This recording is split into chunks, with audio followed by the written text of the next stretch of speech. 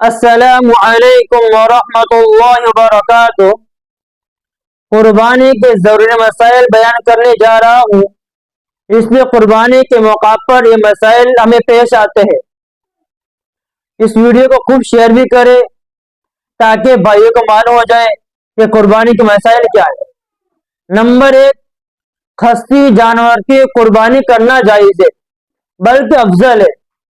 اگر کوئی جانور خصی نہ ہو تو اس کی قربانی جائز ہے، اس لیے خصی جانور قربانی کرنا اس لیے افضل ہے کہ اس کا گوشت اچھا ہوتا ہے۔ نمبر 2، اگر کوئی عقیقہ کی نیت سے قربانی کے جانور میں حصہ لینا چاہے تو لے سکتا ہے، جائز ہے۔ بڑے جانور میں 7 حصے ہوتے ہیں، جیسے بھینس ہے، اونٹ ہے۔ اگر بڑے جانور میں کوئی انسان قربانی کا جانور ہے، اس قربانی کے جانور میں کوئی انسان اپنا عقیقہ کرنا چاہتا ہے، اپنے بچوں کا، کسی اور کا حصہ لینا چاہتا ہے عقیقہ کی نیت سے، تو ایسے جانور میں عقیقہ کی نیت سے حصہ لے سکتا ہے، جائز ہے، جو قربانی کا جانور ہو، جو بڑا جانور ہے۔ نمبر 3، ایسا لنگڑا جانور جو چلتے وقت پاؤں زمین پر بالکل نہیں رکھتا تو اس کی قربانی جائز نہیں۔ جانور ہے، ہم لائے گھر پر جانور لائے اور جانور اتنا لنگڑا ہو گیا کہ پیر زمین پر بالکل نہیں رکھ سکتا، چوتھا پیر 3 پیر سے چلتا ہے صرف، تو ایسے جانور کی قربانی جائز ہے۔ ہاں، اگر 3 پیر پر بالکل صحیح چلتا ہے، چوتھا پیر تھوڑا رکھتا ہے، ٹیکتا ہے زمین پر، تو ایسے جانور کی قربانی جائز ہے، لیکن بالکل نہیں ٹیکتا تو ایسے جانور کی قربانی جائز نہیں۔ نمبر 4، اگر جانور کے زیادہ تر دانت ٹوٹے ہوئے ہیں اور چارہ بالکل نہیں کھا سکتا تو ایسے جانور کی قربانی جائز نہیں۔ ہاں، 1-2 دانت ٹوٹے ہوئے اور چارہ کھا سکتا ہے جانور تو قربانی جائز ہے، لیکن بالکل نہیں کھا سکتا جانور قربانی کا جو لایا ہوئے اور چارہ نہیں کھا سکتا تو ایسے جانور کی قربانی جائز نہیں۔ نمبر 5، جس جانور کے پیدائشی کان نہ ہو تو ایسے جانور کی قربانی جائز نہیں۔ پیدائشی کان بالکل نہیں ہے تو ایسے جانور کی قربانی جائز نہیں ہے۔ اگر جانور کا تیسرا حصہ کان کا کٹا ہوا ہے یا اس سے کٹا ہوا ہے، چرا ہوا ہے، تو ایسے جانور کی قربانی جائز نہیں۔ ہاں، اگر 1/3 سے تھوڑا کم کٹا ہوا ہے تو ایسے جانور کی قربانی جائز ہے۔ کم کٹا ہوا ہے، زیادہ کٹا ہوا نہیں، 1/3 سے کم ہے تو جائز ایسے جانور کی، لیکن 1/3 یا اس سے زیادہ کٹا ہوا ہو تو ایسے جانور کی قربانی جائز نہیں۔ نمبر 6، اگر جانور کا سینگ ٹوٹا ہوا ہے لیکن جڑ سے نہیں اکھڑا تو اس کی قربانی جائز ہے۔ اگر جڑ سے اکھڑ چکا ہے تو ایسے جانور کی قربانی جائز نہیں۔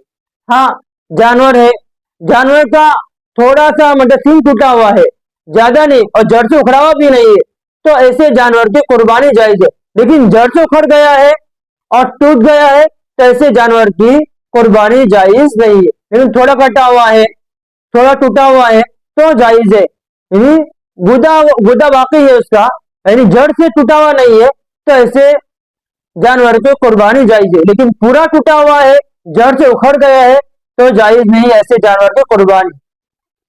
نمبر 7، جانور کی دم یعنی جانور کی پونچھ 1/3 سے کم کٹی ہو، 1/3 حصے سے کم کٹی ہوئی ہو تو اس کی قربانی جائز ہے، لیکن اگر 1/3 یا اس سے زیادہ کٹی ہوئی ہو دم یعنی پونچھ جانور کی تو ایسے جانور کی قربانی جائز بالکل نہیں ہے، ایسے جانور کی قربانی جائز نہیں ہے۔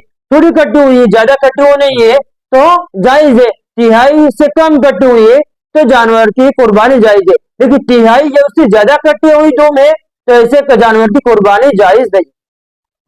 نمبر 8، اگر بھینس ہے، بڑا جانور ہے، اگر بھینس کا 1 تھن خراب ہو تو اس کی قربانی جائز ہے، اور اگر 2 تھن خراب ہو تو اس کی قربانی جائز نہیں ہے۔ یعنی بڑا جانور ہے، بھینس ہے، اس کے اگر 2 تھن خراب ہے تو ایسے جانور کی قربانی جائز نہیں، لیکن اگر 1 تھن خراب ہے، 3 صحیح سالم ہے تھن جو اس کے، تو ایسے جانور کی قربانی جائز ہے۔ اگر چھوٹا جانور ہے، بکری ہے، تو اس کا اگر 1 تھن خراب ہے تو اس کی قربانی جائز نہیں ہے۔ چھوٹے جانور کے اندر اگر 1 تھن خراب ہو تو قربانی جائز نہیں، लेकिन अगर बड़ा जानवर है, भैंस है, अगर 1 टन खराब है तो कुर्बानी जायज है, लेकिन अगर 2 टन खराब है तो कुर्बानी जायज नहीं है। लेकिन बकरी है, छोटा जानवर है, अगर उसका 1 टन खराब होगा तो ऐसे जानवर की, छोटे जानवर की कुर्बानी जायज नहीं। नंबर 9, अगर जानवर इतना अंधा हो या इसकी आंख की रोशनी बिल्कुल खत्म हो गई हो तो ऐसे जानवर की कुर्बानी जायज नहीं। हाँ, थोड़ी कम चली गई है, थोड़ा दिखता है उसको लेकिन कम चली गई है तो कुर्बानी जायज है, लेकिन बिल्कुल दिखता नहीं है तो ऐसे जानवर की कुर्बानी जायज नहीं। नंबर 10, ज़बा करने के लिए जरूरी है, जानवर जो ज़बा करने वाला उसके लिए जरूरी है कि मुसलमान हो, यानी ज़बा करने वाला मुसलमान होना जरूरी है। मुशरिक, मजूसी, बुत परस्त, मुर्तद का ज़बीहा हराम है, यानी जो जानवर ज़बा करने वाला है वो मुसलमान होना शर्त है। अगर ज़बा करने वाला जो जानवर ज़बा करता है अगर मुसलमान नहीं है, मुर्तद है, मुशरिक है या मजूसी है तो उसकी कुर्बानी जायज नहीं। इसे ज़बा करने वाले की जायज है कुर्बानी। हाँ, अगर ज़बा करने वाला मुसलमान है तो जायज है। नंबर 11, गोश्त का हुक्म। गोश्त अफजल ये है कुर्बानी का कि 3 हिस्से किए जाए। जो कुर्बानी का जो गोश्त है उसके 3 हिस्से किए जाए। एक अपने लिए हिस्सा हो, एक अपने गरीबों के लिए हो, एक अपने रिश्तेदारों के लिए हो। ये 3 हिस्से करना अफजल है। पूरा अपने पास रखना चाहे तब भी जायज है, लेकिन अच्छा और अफजल बेहतर तरीका है कि उसके 3 हिस्से किए जाए। एक अपने लिए हिस्सा हो, अपने घर वालों के लिए, और एक हिस्सा गरीबों के लिए हो, और एक हिस्सा अपने रिश्तेदारों के लिए हो। अगर रिश्तेदारों को देना चाहे तब भी दे सकता है। अगर एक मसला और भी समझ ले, कुर्बानी के जानवर में बड़े जानवर बहुत ज्यादा शरीक है, यानी 7 हिस्से होते हैं बड़े जानवर के अंदर। तो जो शरीक है, जो हिस्से लेने वाले 7 जन है, बड़े जानवर का जो गोश्त है वो तोड़ कर दिया जाए। अंदाजे से देना जायज नहीं, बल्कि तोड़ कर देना जायज है, बराबर देना जायज है।